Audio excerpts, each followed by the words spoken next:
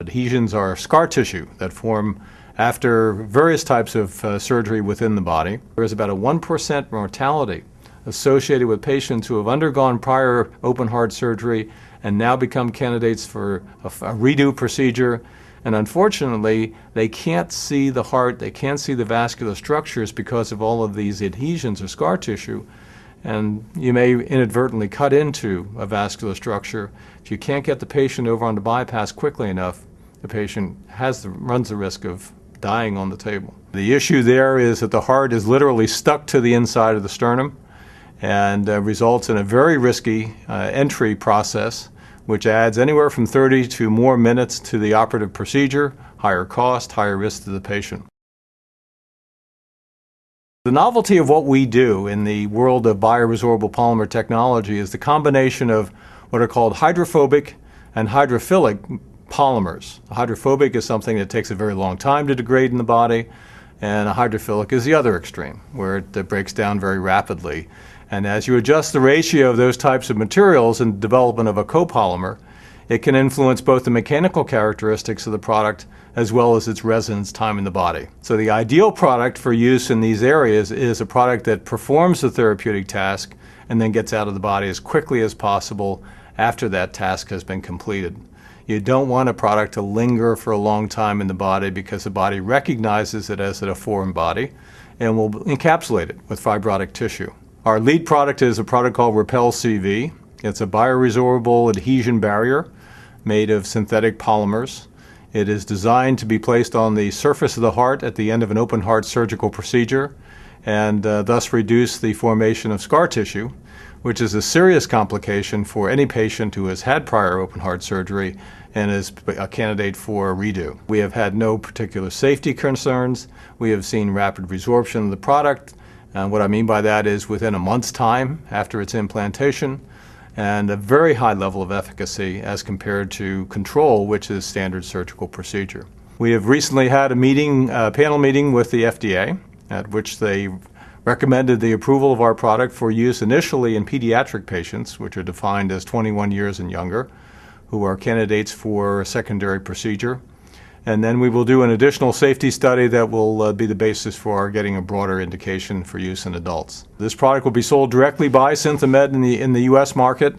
It has been on the market about 1 year now outside the United States, and it is being sold there through a network of independent distributors who focus their call pattern on the cardiovascular surgeon.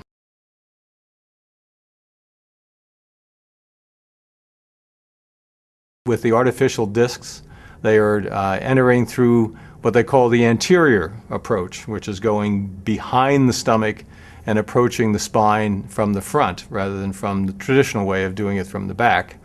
This has brought about a whole new series of challenges for the spine surgeon because there's a fairly high incidence of what they call revision surgery, where they've done the procedure and they need to go back in and either make further adjustments or a total revision of the procedure. So what we're looking to do, similar to the way we apply Repel CV in cardiac surgery, is to use this film technology as a way of creating a barrier between the traumatized surface of the spine, where they have put the artificial disc in, and the surrounding tissue surfaces. The issue with gynecologic surgery is that a majority of the procedures are done laparoscopically or through very less invasive approaches. So here you need something that can be introduced through those little openings in the abdominal cavity.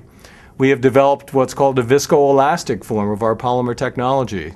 It's like maple syrup, if you will, and it's a material that you inject through the syringe into the abdominal cavity and coat the tissue surfaces that have been traumatized in exactly the same way that you would use a film. But in this case, it's a material that would adhere to the traumatized tissue surfaces and provide a mechanism for reducing the formation of adhesions. In our current pipeline are materials that are called reverse thermal gels. Now, reverse thermal gel is a material that at a cool temperature is like a liquid. That's something you can put into a syringe and apply to a very specific location.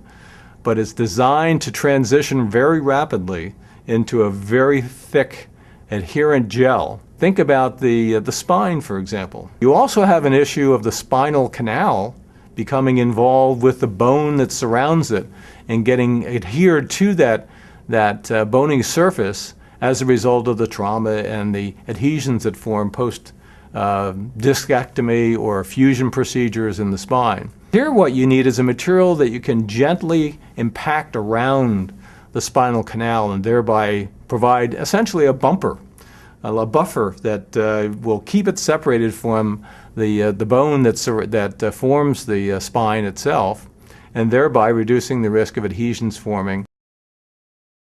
The market opportunity for the anti-adhesion products in the aggregate is valued at somewhere between $2 to $3 billion because, as I said, it is a pervasive problem. So you're talking about millions of surgical procedures where you have the need for these types of materials.